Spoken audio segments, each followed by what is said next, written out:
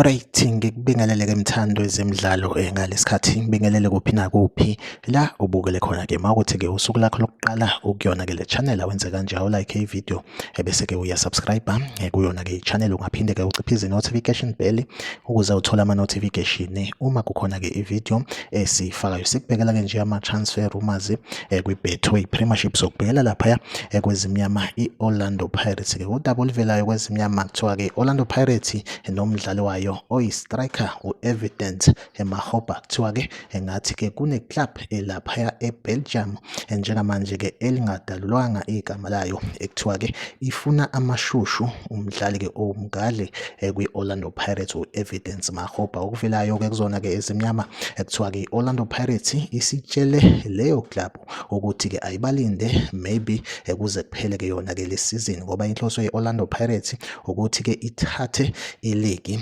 ka-2025-2026 kanti u-Evidence Makgoba njengamanje-ke uyena oyithemba kuma-strikers ayo-ke i-Orlando Pirates. Impela-ke yona updates nje engiyiphethe ukuthi-ke kune-club ese-Belgium emfuna serious u-Evidence Makgoba esithemba ukuthi i-Orlando Pirates ingase imdedele masiqeda-ke yona-ke le season laphaya ngoJuly. Yona update engiyiphethe-ke njengamanje, like ivideo usubscribe kuyona-ke i-channel. Mina nawe asihlangabezane kwivideo elandelayo, nisale kahle.